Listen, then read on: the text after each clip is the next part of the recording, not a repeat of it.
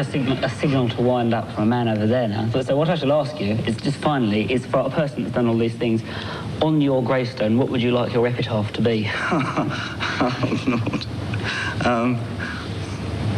Good conversationalist, but I doubt whether that'll appear. Really? Oh, well. Oh, yeah, I'll see that.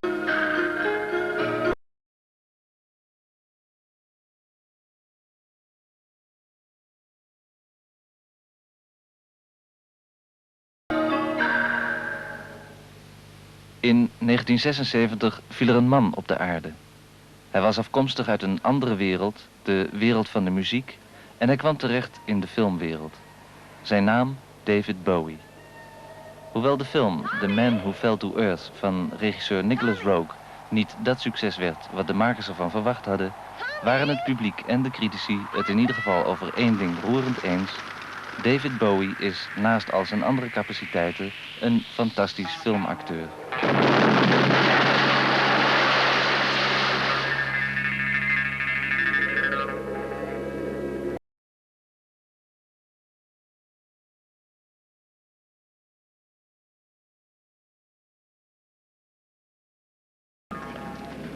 All right, sir? I think we ought to get Mr. Newton back to the car. He's not a well man.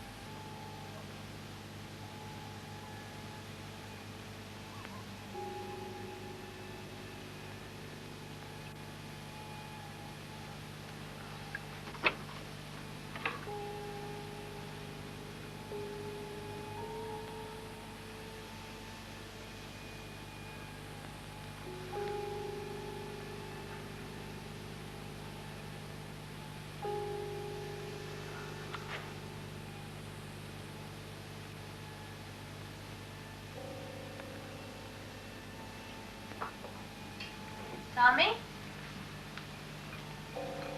Tommy? Tommy? Are you all right? Are you all right?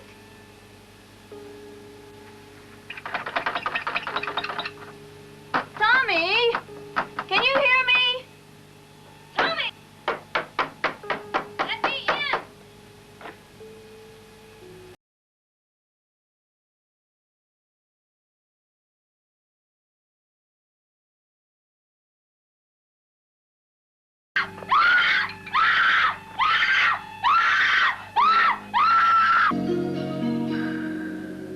Op dit moment draait in de Nederlandse bioscopen de film Merry Christmas, Mr. Lawrence van de Japanse regisseur Nagisa Oshima.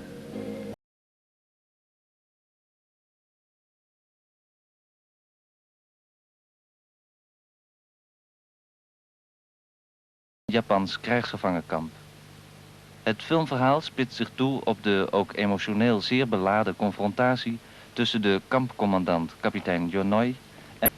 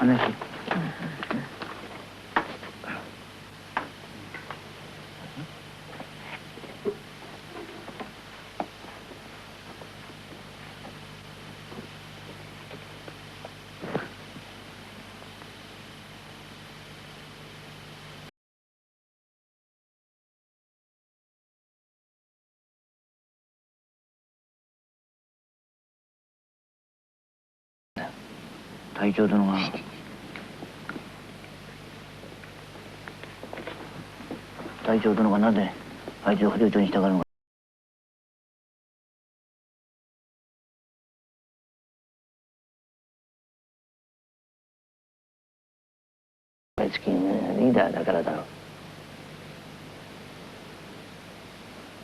ローレンス、お前はなぜ死なないんだ。俺はお前が死んだらもっとお前が好きになったのに。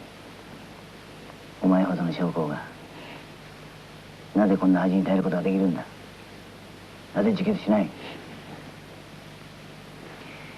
我々は恥とは呼ばない。ポレオンになるのも時のんだ。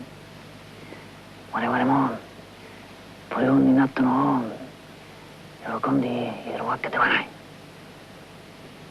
逃げたいし、またあなたと戦いたい。嘘をつけ。理屈を言うな。いや、最後には勝ちたい。このガムが最後ではない。生き物の道は取りたくないから自殺もしない。死ぬのが怖いだけだ。俺は違う。病院が起きるじゃないか。俺はな、17歳で志願して入営する前の晩に村の神社にお参りして以来、この原健吾はな、ここに命を捧げているんだ。しかしあなたは死んではいないよ。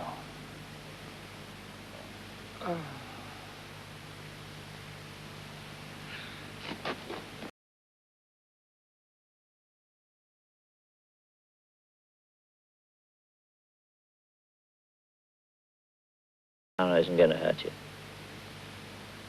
Sergeant Hannah isn't going to hurt anyone.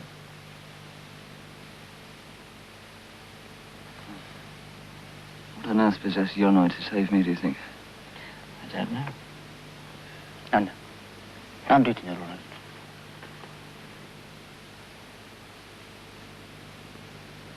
What a funny face. Beautiful eyes, though.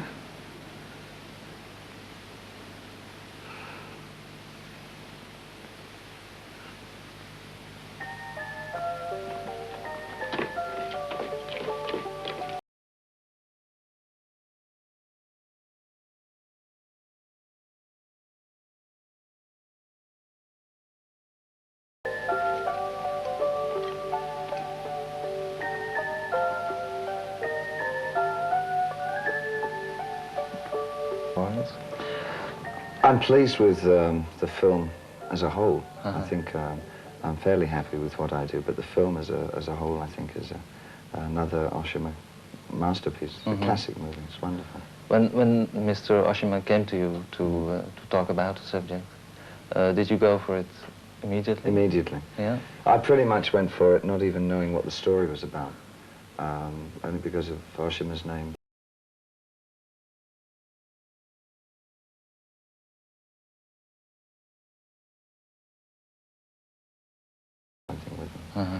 And I was even more eager when I read the book from which the screenplay was to be written. He first came to see me over in New York when I was doing Elephant Man. About the Elephant Man, compared to the film version of this, in which John Merrick is played by John Hurt, it must have been pretty risky to do it without any makeup at all. I'm not sure. I think it's probably harder to do it with makeup, you know, because the imagination can work very hard for you. For the audience, when there's no makeup, it's easier for them to envisage what he must have looked like. But with makeup, the ugliness is set in place and it can't be moved. And you might think, well, it's not very ugly at all. And you kind of, after, you know, the initial shock, it's quite easy to not be put off by the makeup. But always with no makeup, it's easier for the audience to envisage all kinds of terrible things. You did see the film version. What did you think of it? I loved it. I wish we'd done ours in black and white. It's hard to do on stage.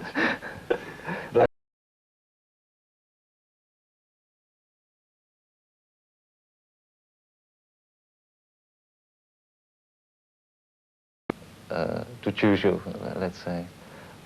Were you... It's very philosophic. Were you aware of that, or...? Not really. I mean, I just let him know immediately when he came to see me that he had an idea for a movie, that I would jump into the movie, whatever it was. I kind of thought, I wish I hadn't said that when he left, because sometimes the scripts are so awful, but fortunately this script was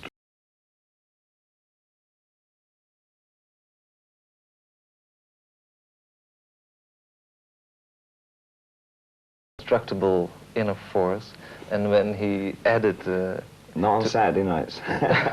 listen, during the Cannes press conference, that you were extremely beautiful, powerful, and pure. You just said that. Of course, absolutely. Next to him chewing. He's a very perceptive man. No, but seriously, what does it do to you when people make you that kind of compliment? Makes me sweat.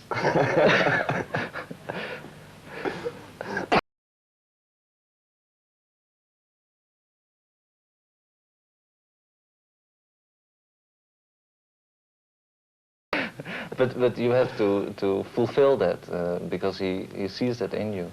I'd have to work hard at acting, but the reason for that, I think, is that it's so hard for somebody in music to jump over and do movies. The idea of them being a rock musician is always at the front of the audience's mind, and it's very hard to. You've got to fight twice as hard and try and work twice as well as you would do.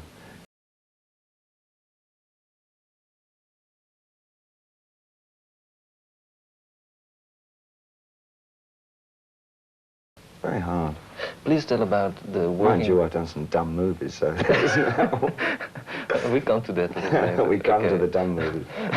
We'd throw our ideas backwards and forwards, and just at the point where we thought we were getting somewhere, he would stop and say, right, now we go. And he would film it, and so one sort of throw...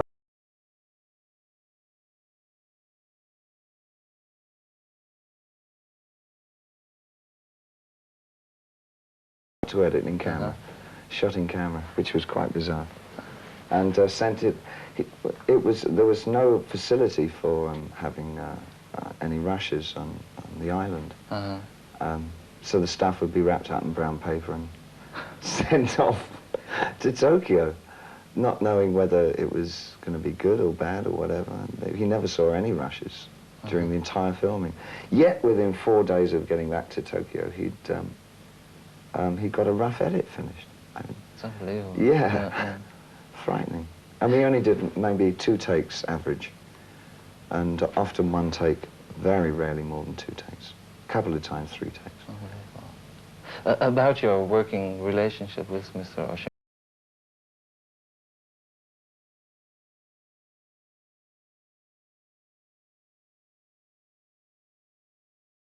You were more close to an Eastern way of thinking, or? No, it's just I think that with the exception of maybe Nick Rogue, the other 2 directors I was going to say all the others, but aren't all the others, there's 2. The other 2 guys possibly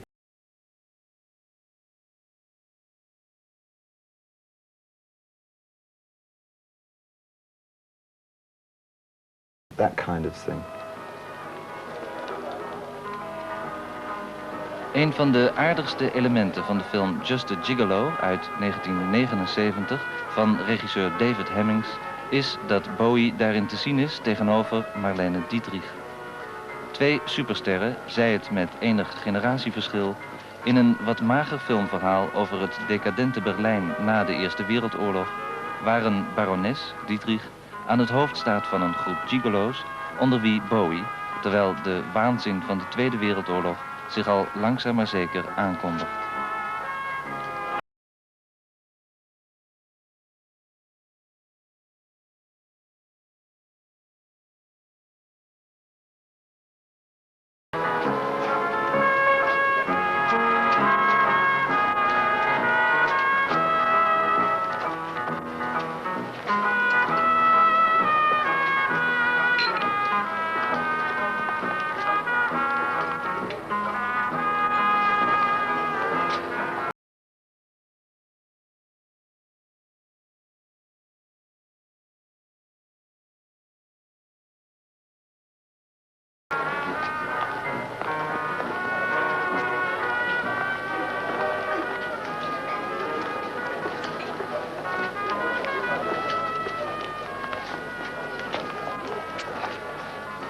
Come in.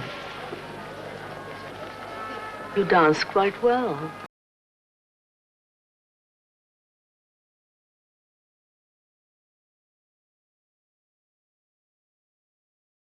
No, my favorite. Dancing, music, champagne. The best way to forget until you find something you want to remember.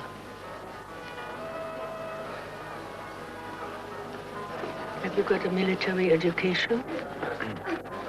Yes, my father was Colonel von Bushkovsky. Any other credentials? Languages? There's one thing I don't like.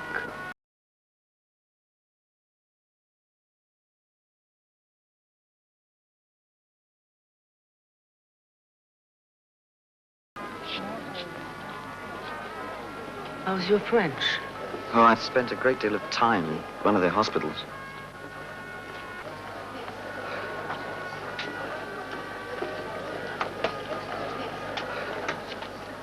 It's for you. And one didn't feel that pressure with Oshima. He didn't care if it's a big film or a small film. He just knew it was going to be a good film. Oshima also wanted very much to show the face of the enemy. Yeah. Because in Japanese war movies that is practically not done. Yeah.